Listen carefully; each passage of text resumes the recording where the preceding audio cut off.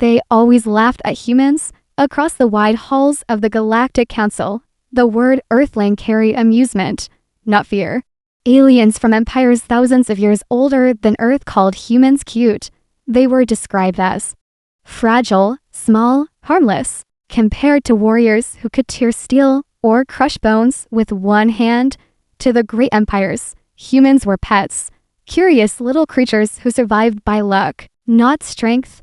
On the day of the military exhibition, that belief would begin to crack. The council arena was vast, big enough to hold war machines from across the stars. Ships hovered above. Weapons gleamed under blue light. Crowds of alien delegates filled the seats, chattering in their strange tongues. Some had scaled hides that shimmered. Others had eyes that glowed. Others moved on multiple legs.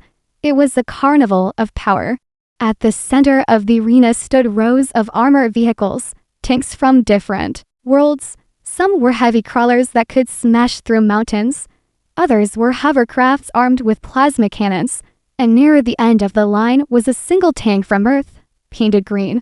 Old-fashioned compared to the sleek alien machines. It looked outdated. It looked cute. The crowd laughed as soon as they saw it. That is their war machine. A lizard-like ambassador hissed. It looks like a child's toy. They really are adorable. A four-eyed general chuckled. Imagine thinking this could fight a real war.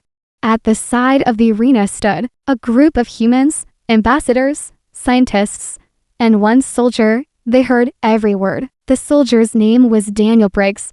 Daniel was tall for a human, broad shoulders, but compared to the massive aliens around him, he looked small. His uniform was simple, Earth's flag on the arm. His face calm, though his eyes burned with quiet fire. When the mock demonstrations began, alien warriors stepped forward. Each was invited to show feats of strength before their machines.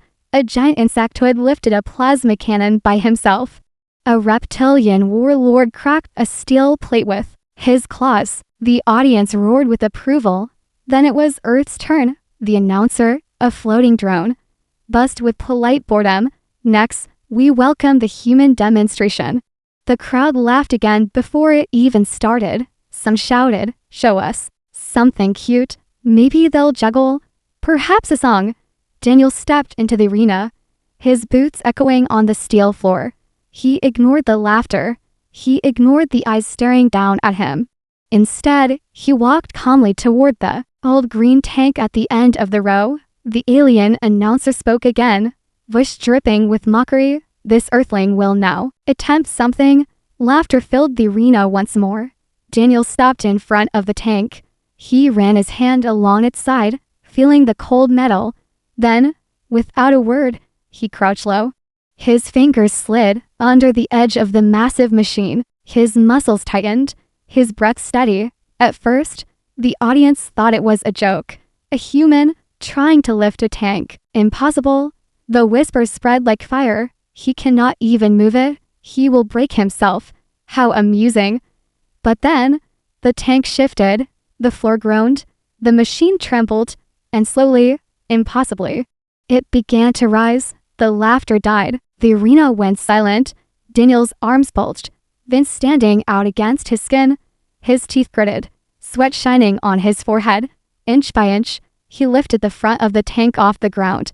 Then, with a growl, he pulled harder. His back straightened, and in one terrible, beautiful moment, the entire machine rose into the air, balanced on his shoulders.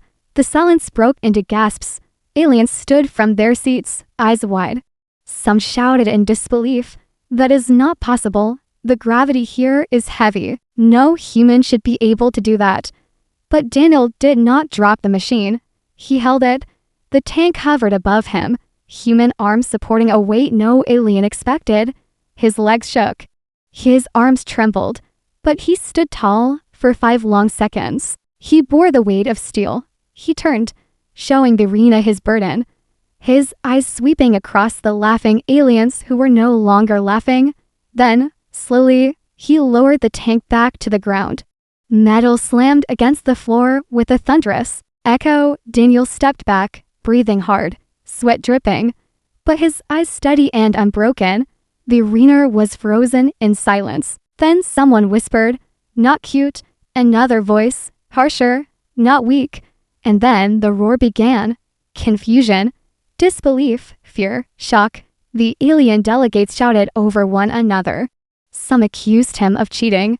Others swore it was impossible. But every single one of them had seen it. A human had lifted a tank. Daniel stood in the center of the chaos. Calm, his voice rang clear when he finally spoke. "You call us cute. You call us weak. But we are human, and we are stronger than you think." The sound carried across the arena like a blade, cutting through the noise.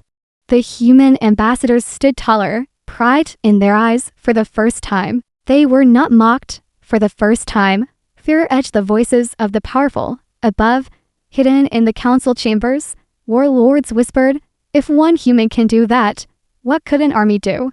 In the shadows, plans shifted. Humanity was no longer invisible, no longer harmless. Daniel turned and walked calmly out of the arena, every step heavy with meaning, every step a promise. And the legend began that day. Not of weakness, not of pets, but of a species that would no longer be underestimated. The galaxy had seen a glimpse of humanity's strength, and nothing would ever be the same again.